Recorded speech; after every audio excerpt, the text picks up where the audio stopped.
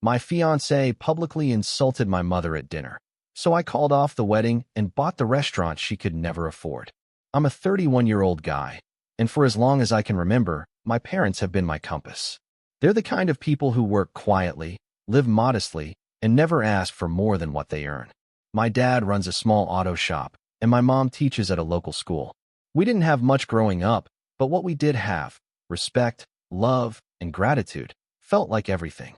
That's why, when I met Vanessa, I thought I'd finally found someone who shared those same values. She came from a different world, upper middle class, polished, and confident. But she had this warmth at first that made me think, she gets it. I was proud of her.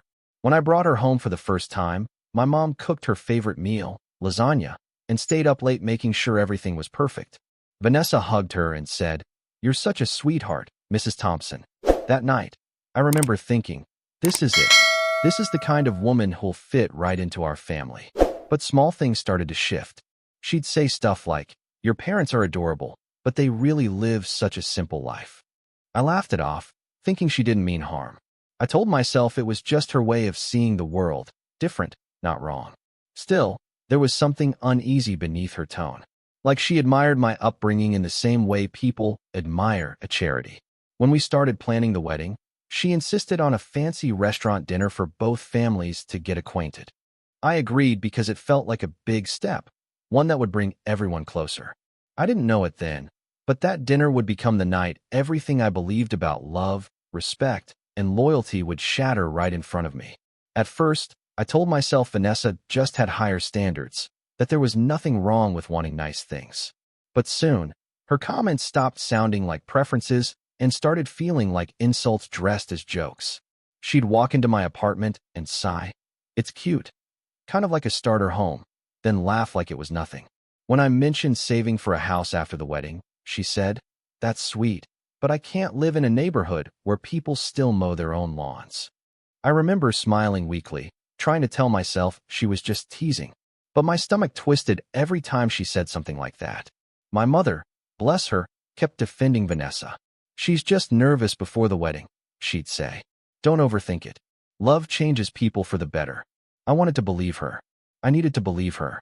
Because deep down, I already felt a quiet panic, like I was about to marry someone who respected the idea of love, but not the people who taught me what love truly meant. Then one evening, while going over guest lists, Vanessa said, "We should probably limit your parents' involvement. They might not understand the kind of crowd we're inviting." I blinked at her, unsure I'd heard right. "They're my parents, Vanessa. They're family." She shrugged. "Of course. I'm just saying, maybe they don't need to handle, important details." I felt something break inside me then, a small crack of doubt I didn't want to admit existed. I looked at the woman I thought I'd spend forever with and realized she wasn't just planning a wedding. She was planning a life that didn't have room for the people who made me who I am. Still, I forced a smile and promised my mom, "Everything will be fine." But even then, I think part of me knew it wouldn't be. The night of the dinner felt like a milestone, two families coming together before the wedding. Vanessa had chosen a high-end restaurant downtown, the kind of place where waiters whisper and glasses cost more than my entire outfit. My parents showed up early, dressed in their best, my mom in her floral dress, my dad in a clean shirt and tie he rarely wore. They looked proud, nervous, and happy all at once. I remember thinking, they don't belong here, but they're trying for me. When Vanessa's parents arrived, everything changed. Her father strutted in first, booming about his latest business deal, while her mother gave my parents that polite, brittle smile, the kind you give a cashier you'll never see again. Still, my mom stayed warm and kind, complimenting Vanessa's dress and offering genuine smiles. Dinner began politely enough. My dad tried to make small talk, telling a funny story about a loyal customer at his repair shop. Vanessa's father chuckled once and said, "Ah, blue-collar dedication. I admire that." The tone made it sound more like pity than praise. Vanessa's mother added, "It's nice that you people work with your hands. It must keep you grounded." I felt my pulse rise, but I stayed quiet. My mom laughed it off, saying, "Yes, it keeps us humble," though I saw the flicker of embarrassment behind her eyes. Vanessa, sitting beside me, forced a smile but avoided eye contact. Every time my mother tried to include her in conversation, she'd check her phone or sip her wine. And when her dad bragged about their family's legacy, she joined right in, while my father's proud, honest words hung awkwardly in the air.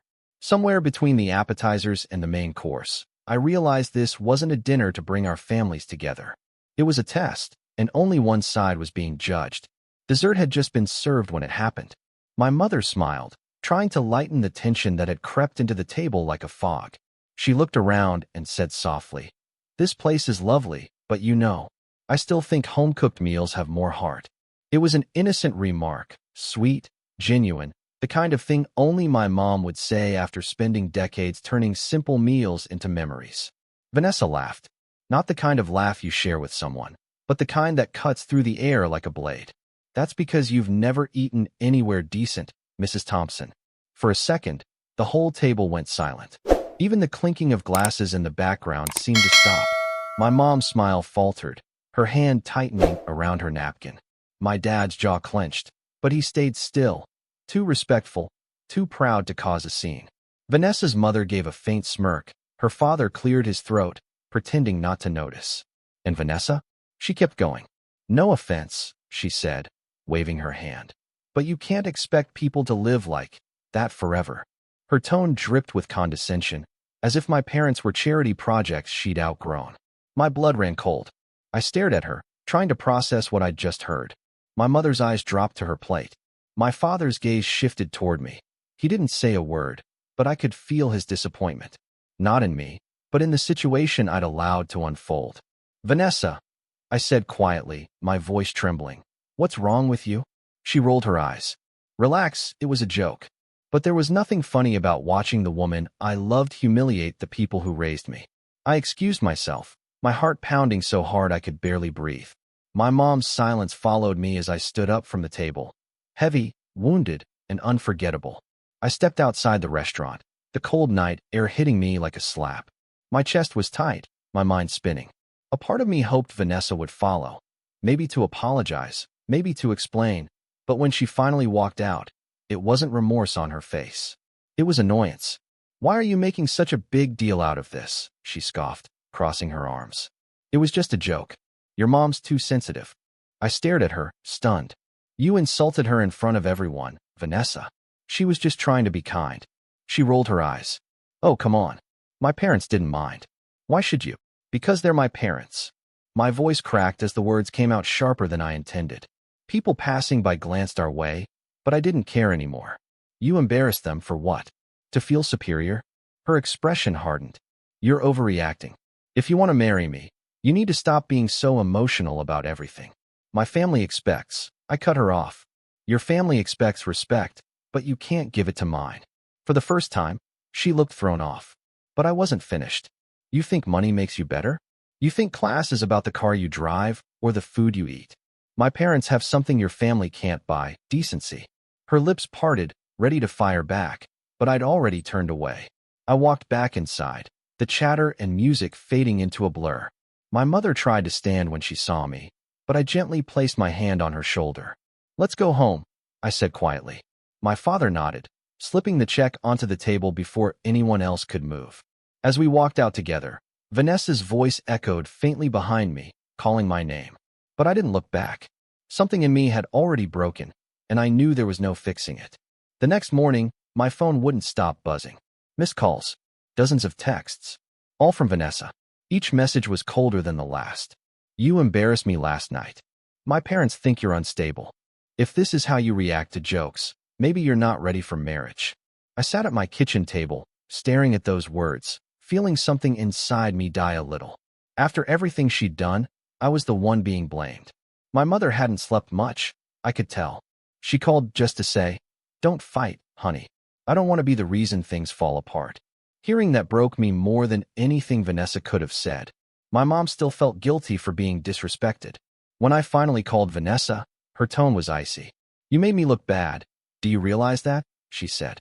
"In front of my parents. They think you let your emotions control you." I let out a bitter laugh. "I let my emotions control me? You humiliated my mother in public, Vanessa." "It was one comment," she snapped. "You're really going to throw away our future over something so small?" That's when I realized she truly didn't get it, and maybe never would. Respect wasn't small. Kindness wasn't optional. I'm canceling the wedding, I said quietly. Her voice cracked, shifting from arrogance to disbelief. You can't be serious. I am. The deposits, the venue, everything.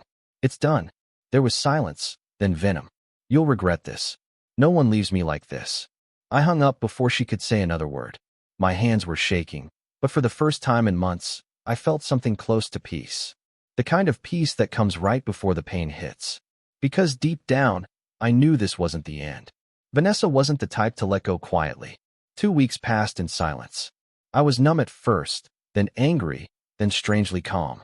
I focused on work, helped my dad at the shop, and tried not to replay that dinner in my head. But one afternoon, my friend Marcus called out of the blue. His voice was hesitant, careful. Hey man, I wasn't sure if I should tell you this, but you deserve to know. My stomach dropped. What's going on? It's about Vanessa, he said. Her family's company. They're in deep trouble. Her dad's business is collapsing. They've been drowning in debt for months. I leaned back in my chair, stunned. Everything started to make sense. The obsession with appearances, the push for an expensive wedding, the arrogance. It wasn't confidence. It was desperation disguised as pride. Marcus hesitated again. She's been telling people you overreacted and ruined her image. But honestly, she's just trying to hold on to her status. Later that night, Vanessa called me for the first time since the breakup. Her tone was soft now, almost sweet. I've been thinking a lot, she said. Maybe we rushed things. I shouldn't have said those things to your mom. I didn't say anything. I could hear her trying to sound sincere, but her pauses were too calculated. We could still fix this, she added. I miss us. I wanted to believe her, but something in my gut told me she wasn't missing me. She was missing the safety I represented, the stability her own family no longer had. When I told my mother about it, she sighed gently. Son, forgive her if it brings you peace, but don't let her back in. Some people only come around when they've lost what they once looked down on. That night, I couldn't sleep. I wasn't angry anymore. I was just awake. Awake to who she really was, and to what I needed to do next. After that call, I made a promise to myself. No more reacting, no more chasing. I'd rebuild quietly, the way my parents always taught me, through work, focus, and patience.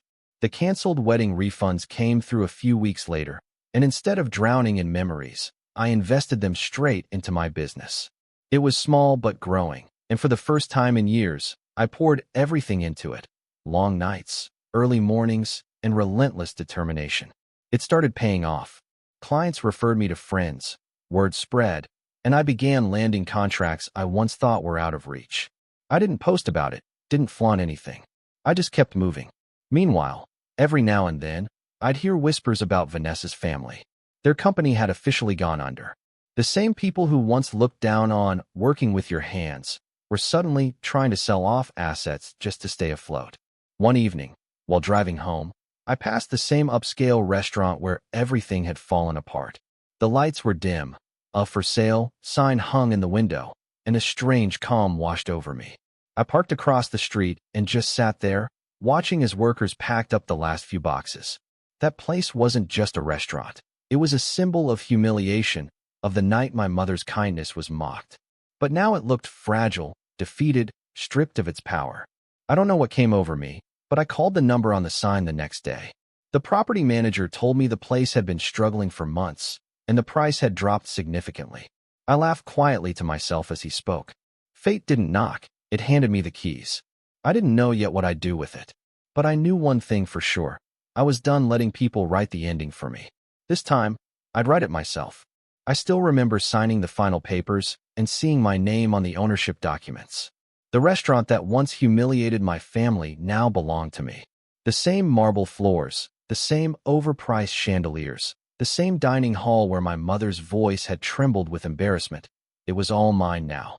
I stood in the middle of that empty room, sunlight hitting the polished tables, and whispered, "We're not beneath anyone anymore." I didn't buy it for revenge. I bought it for redemption, for closure. I wanted to turn that place into something good, something that actually meant something. Over the next few months, I renovated the entire space. I tore down the cold, pretentious decor and replaced it with warm lighting, wooden textures, and family-style tables. I renamed it Thompson's Table, after my parents, The two people who'd taught me what real class looked like. The first few weeks were rough, but word spread quickly. People loved the concept, fine dining that felt like home. No elitist energy, no performative luxury. Just great food and genuine service. My mom started helping with recipes, my dad with logistics. Watching them smile in that same room where they'd once been disrespected, it was indescribable. Then came the moment I didn't expect. A local magazine did a feature on rising community-driven restaurants, and Thompson's Table landed front and center. The article praised its authenticity, its heart, its soul. My business doubled overnight. I'd built something out of ashes. Something real. But fate wasn't done with me yet. A few months after that article, my manager came to me, holding a reservation list. "Sir," he said hesitantly, "you'll want to see this. It's a private dinner request from Vanessa." I froze. The name hit me like a ghost I thought I'd buried long ago. The night Vanessa walked back into my life, the restaurant was alive with laughter and soft music. I was greeting guests when the hostess whispered, "Your private reservation is here." I turned, and there she was. Vanessa, dressed in an expensive gown, hair perfectly styled, but the confidence in her eyes was gone. She looked polished on the outside, but something about her posture screamed defeat. "Wow," she said, her lips curling into a practiced smile. "You've really done well for yourself." Her voice carried that same tone she used to use, half admiration, half surprise that someone like me could succeed. "Vanessa," I said evenly, nodding once. "Didn't expect to see you here." She laughed awkwardly. "I wanted to. I've been hearing about this place everywhere." Imagine my shock when I realized you own it. She glanced around, running her hand along one of the new wooden tables. "It's beautiful," she admitted. "Warm. Classy. Not bad for someone who fixes things." The backhanded compliment didn't sting this time. It just sounded sad. Her parents weren't with her. I noticed that immediately. She looked thinner, more tired. When I didn't respond, she sighed. "Look, I know I messed up. My family's been through a lot. We lost the business. My parents moved out of the city." Her eyes watered slightly, and I couldn't tell if it was genuine remorse or just exhaustion. "I just wanted to see you. To say, I was wrong." I studied her for a long moment. The same woman who once humiliated my mother now stood in a restaurant built on the very respect she'd tried to destroy. There was irony in every inch of it. "I appreciate that," I said finally. "Enjoy your dinner. It's on the house." As I turned to leave, I could feel her watching me, realizing that for the first time, she wasn't the one in control. Vanessa didn't leave after dinner. She waited until the last guests had gone, her untouched glass of wine sitting on the table as if time itself had paused for her. When I finally walked over, she stood up quickly. "Can we talk?" she asked, her voice low but trembling. I nodded, though part of me already knew where this was headed. We stepped toward the corner of the dining hall, the same corner where I'd watched my mother lower her eyes years ago. "I've changed," Vanessa said, her tone softer than I'd ever heard it. "I was stupid, arrogant. I thought I was better than everyone.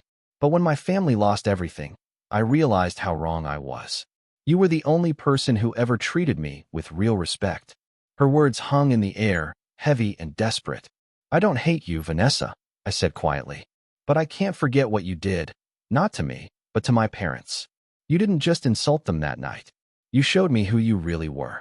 Her eyes glistened, her hands trembling. "We could start over. I could help here. Maybe we could." I interrupted gently. "I already started over. Just not with you." The staff nearby fell silent. Some guests still lingering by the bar turned to look. Vanessa's face went pale. The same kind of public humiliation she once delivered to my family now found its way back to her, but not through anger, just truth. I raised my glass to the staff and said, "To family, those who stand by you when the world looks down." Applause filled the room, genuine and warm. My mother, sitting at a nearby table, smiled through quiet tears. Vanessa set her glass down, whispered, "I'm sorry," and walked out into the night, alone, her heels clicking against the same floor she once looked down on. After that night, something inside me settled. Not triumph, not vengeance, just peace. I didn't chase her down or replay her words in my head. I simply let them fade into the background like the end of a long, painful song. The next morning, I opened the restaurant as usual, but this time, the air felt lighter. Thompson's Table wasn't just a business anymore. It was a symbol of everything my parents had taught me: dignity, patience, and the power of quiet perseverance. My mom started visiting more often, carrying baskets of fresh herbs and recipes written in her neat handwriting. "Try this one, son," she'd say. "It's what I used to make for your dad when we couldn't afford anything fancy." Those dishes, simple, soulful, and real, became instant favorites. Customers started calling them the heart of the menu. My dad joked that we should hang a sign that read "No fake smiles allowed." One evening, I stood by the front window watching families laugh, clink glasses, and share food made with the same warmth my mother once offered Vanessa. It hit me then. This was the life I'd wanted all along. Not luxury, not status, just honesty, love, and respect that didn't need to be earned through money. Before closing up, I looked at the brass plaque by the entrance. "Thompson's Table, a place for everyone." It wasn't about proving Vanessa wrong anymore. It was about proving my parents right. That real worth has nothing to do with wealth and everything to do with heart. As I turned off the lights, I thought of my mother's words that night after the dinner. "You didn't need revenge, you just needed to rise." And I finally understood. Sometimes, the best revenge isn't payback. It's peace.